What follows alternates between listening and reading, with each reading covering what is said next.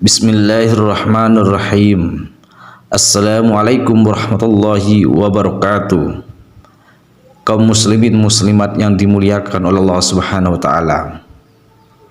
Kali ini Safwan Tawakal share video tausiah yang disampaikan oleh Ustadz Adi Hidayat terkait dengan mendatangkan rezeki berlimpah dengan deras apabila memperbaiki sholat ibadah kita dengan benar, selalu khusyuk. Begitu juga dengan pekerjaan kita harus dilakukan dengan fokus dan istiqomah agar apa yang ditekuni maka Allah Subhanahu wa ta'ala akan mempermudah segala urusan kita, baik itu rezeki maupun hutang dan lain sebagainya.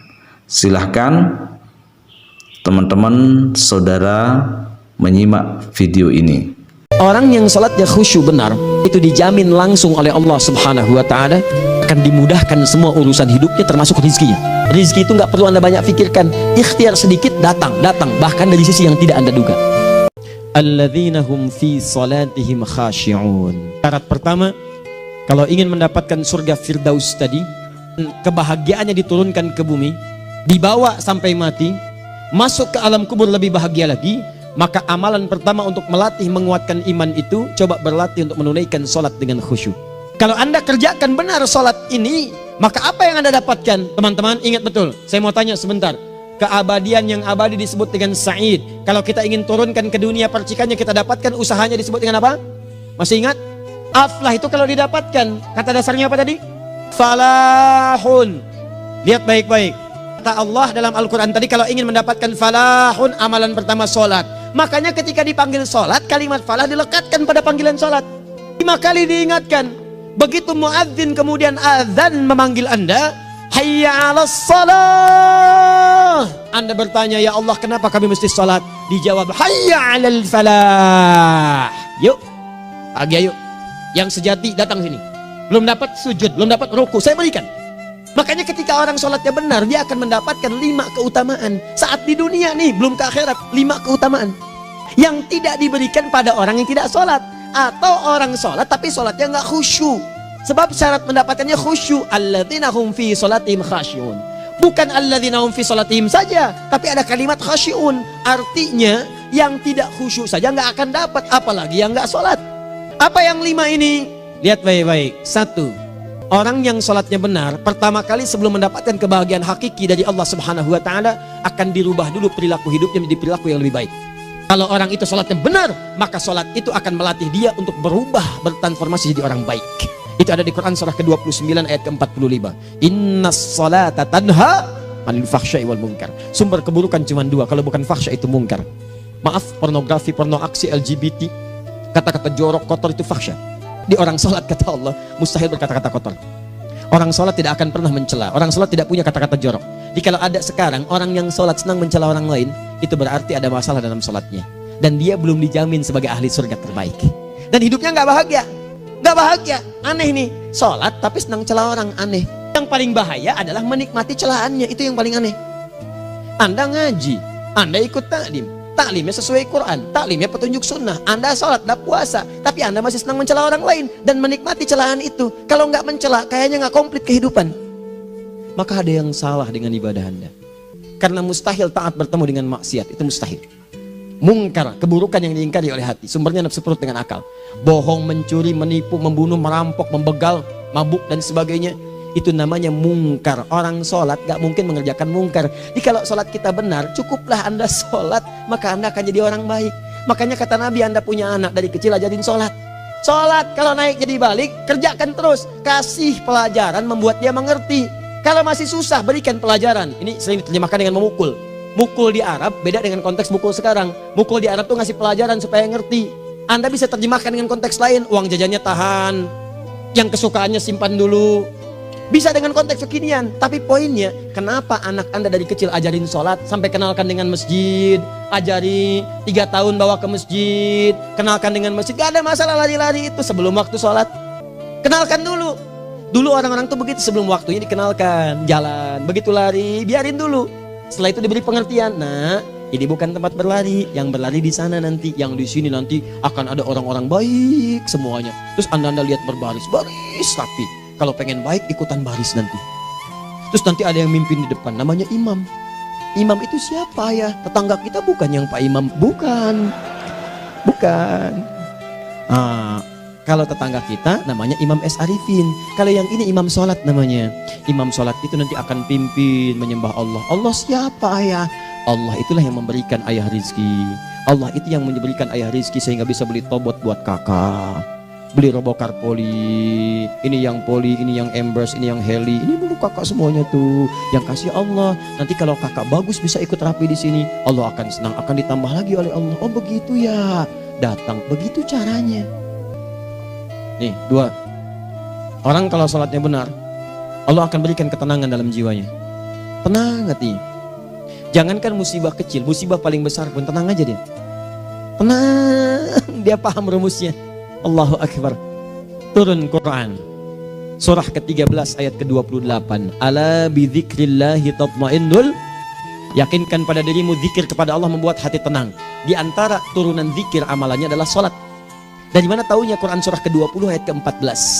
Innani anallahu la ilaha illa ana fa'budni wa aqimis salata lidzikri. Saya Allah, kata Allah ke Nabi Musa. Tidak ada Tuhan selain saya, sembah saya. Bagaimana menyembahmu ya Allah? Tunaikan salat sebagai zikir kepada saya, zikir. Maka kalau anda sedang tidak tenang, ayo ke masjid. Banyak zikir itu, baca Quran zikir. Quran surah 15 ayat 9. Inna nahnu nazzalna dzikra. Kami turunkan Al-Quran sebagai zikir. Jadi kalau anda sedang baca Al-Quran, anda sedang berzikir. Berdoa, zikir. Quran surah ke-7 ayat 205. Wadhkur rabbaka fi nafsika tadarruan wa khifatan wa dunal jahri minal qaul. Ayo berzikir, minta kepada Allah dengan segenap jiwamu, mohon dengan penuh ketawaduan. Nanti ketenangan diberikan. Menyebut nama Allah, Al-Asmaul Husna itu zikir. Sedang ada persoalan, ya Allah, ya Allah, ya Allah, ya Rahman, ya Rahim, ya Malik, ya Qudus, ya Allah, ya Allah, ya Allah, ya Allah. Zikir. Dalilnya Quran surah kedua ayat 152. Fadhkuruni adzkurkum. Sebut namaku, zikir. Apapun akan mengingatmu.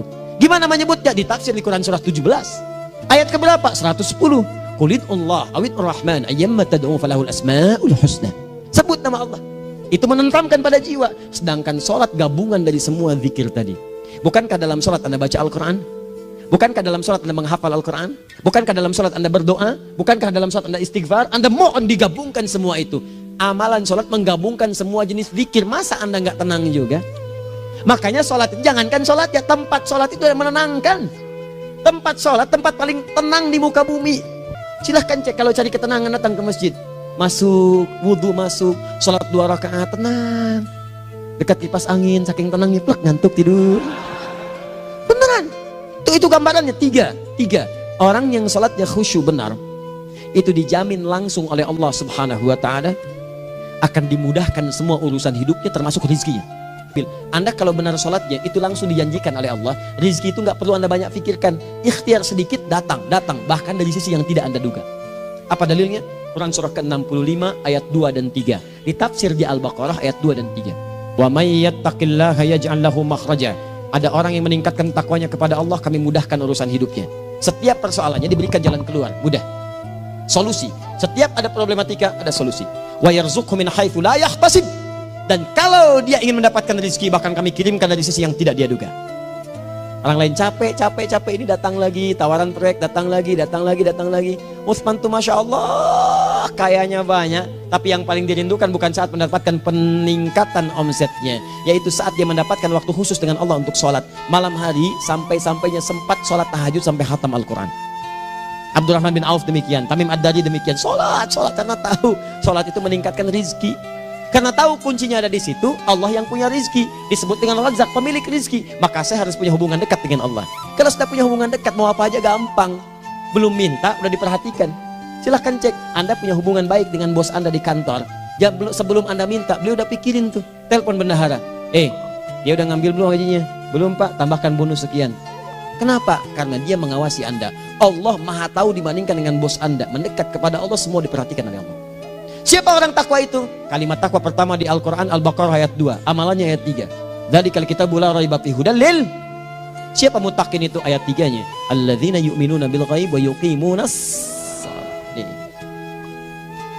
Gampang. Kalau pengen mudah hidupnya gampang. Biaya nggak mahal, tenaga nggak banyak. Tingkatkan takwa nih. Jadi kalau hidup Anda masih susah, di kantor champion, di rumah tangga bermasalah terus, atau sebaliknya, maka boleh jadi kalau gelar Anda tinggi, harta Anda banyak, tapi selalu punya masalah. Bukan Anda kurang hebat, bukan Anda kurang kedudukan, bukan Anda kurang kaya, Anda kurang takwa.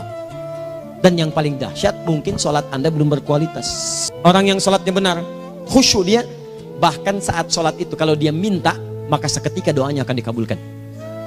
Tanpa diskusi, langsung seketika. Contoh, Quran surah ketiga ayat 38-39. Demi Allah saya katakan, Nabi Zakaria punya masalah, masalahnya pelik. Sudah berumah tangga, istrinya divonis monopos, maaf bahkan mandul. Gak mungkin punya keturunan. Maka apa yang beliau kerjakan? Secara singkat beliau sholat. Begitu sholat minta kepada Allah. Hunalika da'a Zakaria rabbah. Di mihrab itu beliau bermohon kepada Allah. Bermohonnya sambil sholat. Qala rabbi habli min ladunka dzurriyyatan thayyibah innaka sami'ud du'a. Ya Allah, mereka katakan saya nggak mungkin punya keturunan. Sekarang saya ingin katakan, ya Allah, saya hanya minta darimu saja, saya nggak akan dengarkan mereka. Ya Allah, mohon engkau maha mendengar, ya Allah. Maha mendengar doa saya. Kalau kepada yang maha mendengar aja nggak mengabulkan, kepada siapa lagi saya mesti minta? Apa yang terjadi? Fanadatul malaikat wa huwa qa'imun yusalli fil mihrab. Turun malaikat mengabarkan, sedangkan beliau masih sholat, belum selesai dalam sholatnya. Sholat khusyuk itu belum selesai sholat aja dikabulkan, doa sudah turun. Sholatnya belum selesai, doa sudah dikabulkan. Annallaha yubashshiruka bi Yahya. Allah kasih kabar gembira, doa kamu didengar, dikabulkan, kamu akan punya anak, namanya langsung dari Allah Yahya. Artinya hidup yang mustahil menurut manusia, lahir seorang dari rahim perempuan yang menopus dan mandul, bayi yang hidup, kata Allah nggak ada yang mustahil bagiku, jadi dan jadi dia. Berita baiknya, Nabi Zakaria sholat dikabulkan. Umat Nabi Muhammad sebelum sholat sudah ditunggu oleh Allah, mau minta apa, aku kabulkan sekarang. Hadisnya qudsi, saya bacakan. Hadatsana qala Rasulullah sallallahu alaihi wasallam, qala Allahu azza wa jalla, qasamtu shalah baini wa baina abdi. Kata Allah, saya bagi dua ya, salat antara aku dengan hambaku. Wali abdi ma sa'ala. Kalau hambaku benar salatnya, aku berikan apapun yang dia minta sekarang. Idza qala al-abdu alhamdulillahi rabbil alamin. Bagian pertama, kalau hamba benar dibaca Al-Fatihahnya dari alhamdulillahi rabbil alamin, kalau Allah azza wa jalla dijawab oleh Allah, hamadani abdi, hambaku sedang memujiku. Wa idza qala ar-rahmanir rahim, jika hambaku berkata ar-rahmanir rahim, qala Allah azza wa jalla athna alayya abdi, hambaku sedang menyanjungku. Wa idza qala maliki yaumiddin, qala Allah azza wa jalla majjadani abdi, kalau hambaku mengatakan maliki yaumiddin, kata Allah hambaku sedang mengagungkanku. Perhatikan sekarang. Wa idza qala al-'abdu iyyaka na'budu wa iyyaka nasta'in, jika hambaku berkata sekarang, ya Allah, kami sekarang ibadah, sholat menyembahmu, dan kami sekarang sedang punya masalah, kami hanya minta tolong kepadamu ya Rabb. Apa jawabannya? Beda dengan sebelumnya. Kata Allah, hadza baini wa baina abdi, inilah perjanjian antara aku dengan hambaku. Wali abdi, kalau hambaku benar khusyuk sholatnya sampai detik ini, baru sampai Al-Fatihah itu pun belum tuntas. Baru sampai Al-Fatihah itu pun belum tuntas. Kalau benar bacaannya, betul sholatnya dari takbir sampai dengan selesainya, sampai ayat itu, iyyaka na'budu wa iyyaka nasta'in, kata Allah, masalah apapun yang dia minta sekarang, aku akan kabulkan. Besok saya kasih rahasia. Yang di KBP ada awal pembuka di awal sebelum Al-Fatihah, yang kalau Anda benar bacanya, itu pengantar kepada pengambulan doa di Al-Fatihah. 5. Yang kelima ini yang paling diharapkan, dan ini penutup dalam kajian kita malam ini. Teman-teman sekalian, perhatikan baik-baik. Jika Anda benar mengerjakannya, maka Allah akan jamin langsung Anda akan mendapatkan kesuksesan dan kebahagiaan di semua aktivitas Anda. Kalau jadi suami, suami yang sukses, rumah tangga yang bahagia. Kalau jadi pegawai, pegawai yang sukses, dan di kantor bahagia. Masih ingat? Kesuksesan yang menghadirkan kebahagiaan, konteksnya dunia disebut dengan falah, dipegang disebut dengan aflah. Dikembalikan lagi ke atas, ke surah ke-23 ayat 1 dan 2. Qad aflahal mu'minun. Apa amalannya? Alladzina hum fi salatihim khashi'un. Persoalannya, kalau Anda sholat belum mendapatkan satu di antara 5 ini, apa masalahnya? Pertama masalahnya, kata Al-Quran, boleh jadi yang sholat itu belum khusyuk. Apa itu khusyuk? 2 maknanya, dan saya tutup di sini. Apa yang 2 itu? 1, kebanyakan orang sholat masih membawa dunia dalam sholatnya. Makanya kalau pengen khusyuk, kata Allah, maka Anda rasakan akan bertemu Allah. Rumusnya Quran surah kedua ayat 45-46.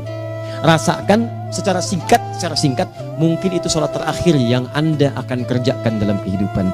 Mungkin di sholat itu Anda wafat. Kata Allah, alladzina yadhunnuna annahum mulaqu rabbihim. Orang khusyuk itu sudah kelihatan dari sebelum sholat, dia sudah merasa persiapan menghadap Allah. Persiapan ke manusia aja, dia sudah siap-siap mandi dulu, ganti pakaian, pakai parfum, macam-macam dan sebagainya. Hanya memenuhi undangan manusia. Allah mengundang Anda 5 kali dalam sehari. Ya maaf, mengabulkan doa Anda, mencukupkan kebutuhan, menyembuhkan kalau sakit, disiapkan Anda. Harusnya apa? Penampilan sempurna. Kata Quran, orang khusyuk itu kelihatan sebelum sholat, pakaiannya kelihatan. Quran surah 7 ayat 31, ya bani Adam khudhu zinatakum inda kulli masjid. Hai anak cucu Adam, kalau tiba panggilan dari masjid, kenakan pakaian terbaikmu. Di anak cucu Adam tuh kelihatan. Kalau orang khusyuk begitu azan kelihatan pakaiannya lain. Pakaiannya indah. Khudhu zinatakum, kenakan pakaian terbaikmu. Dipakai bertemu Allah. Bertemu manusia aja pakaian bagus-bagus. Bedakan. Pakaian futsal, pakaian sholat ganti dengan yang sholat. Ini gimana pakaian sholat pakai pakaian futsal? Depannya gambar Messi, belakang Ronaldo. Repot. Malaikatnya juga bilang, kamu salah baju, harusnya Luka Modric. Cara berpikirnya bagaimana kalau besok meninggal? Gak kesampaian teman-teman sekalian, gak kesampaian. Nah maka dari itu, Anda kalau mau ada panggilan sholat, siap-siap baju yang bagus. Itu sempurnakan. Anda panggilan orang mandi, panggilan Allah, buka Quran surah 5 ayat 6, sempurnakan wudhu. Ya ayyuhalladzina amanu idza qumtum ila sholati faghsilu wujuhakum, wudu yang baik, berpakaian yang rapi. Kenapa? Karena boleh jadi saat dipanggil Anda wafat saat itu. Maka wafat Anda dalam keadaan yang suci, dengan keadaan tobat, dengan pakaian terindah pada saat itu. Yang kedua, maaf, orang-orang kurang khusyuk itu saya tutup. Yang kedua itu karena kebanyakan orang sholat tidak paham, tidak mengerti apa yang dibaca dan dilakukan dalam sholatnya. Jujur pada diri sendiri, jawab pada diri Anda. Sampai sekarang Anda sholat, berapa persen bacaan sholat yang Anda pahami? Jangan-jangan selama ini Anda sholat ribuan kali sujud, ribuan kali ruku, gak ada yang paham yang dibaca. Sekian persen yang paham. Bagaimana sholat Anda bisa khusyuk? Pekerjaan Anda dipahami, urusan akhirat Anda gak dipahami. Di mana cara berpikirnya? Aku yang bagaimana atau engkau yang harus bagaimana? Ya, coba berubah. Nah ini baru satu amalan, belum yang lainnya. Ada 5 amalan lagi yang kalau kita bisa turunkan itu, selain sholat yang khusyuk, maka jaminan tadi akan datang. Baru sholat khusyuk aja 5 datang, apalagi ditambah dengan 5 amalan lainnya lagi. Demi Allah saya katakan, dunia kecil sekali, gak ada nilainya. Akhirat aja enak. Dan cara berpikirnya kalau sudah pakai iman, semua nikmat. Ada uang nikmat, gak ada uang nikmat, sakit nikmat, karena cara berpikirnya lain. Nanti kita bertemu lagi, saya terangkan pada Anda. Dan saya contohkan satu kisah, bahkan ketika ada orang yang diuji Allah dengan ujian yang sangat luar biasa, yang menurut sementara orang itu ujian sangat luar biasa menggetarkan jiwanya dan susah untuk bertahan, tapi orang ini nikmat saja menjalaninya. Nikmat. Ada yang di rumah tangga, ada yang di macam-macam. Contohnya banyak. Satu contoh saya berikan di mana suami istri. Wah luar biasa. Istrinya itu cerewetnya Pak, bukan cuma cerewet, ngeselin bagi suaminya. Maaf Bu ya, bukan ibu maksudnya. Jadi semua yang dikerjakan suami salah. Pengen mangga, ayah kalau kita sekarang dibeli mangga, kenapa mangga yang ini? Saya pengennya mangga yang lain. Belikan mangga, kenapa beli mangga aja? Jeruknya mana? Jeruk, semua. Pokoknya semua yang kerjakan suami salah. Tapi suami tidak pernah mengeluh. Ini kerjakan, itu kerjakan. Satu kali, perhatikan cara memandangnya. Ketika iman sudah masuk ke dalam jiwa, kata temannya, akhi, istri kamu ini begini nyusahin kamu, kenapa kamu gak cari yang lain? Kan gampang ada syariat, udah pisahin aja cari yang lain, kamu tenang ibadah. Apa jawabannya?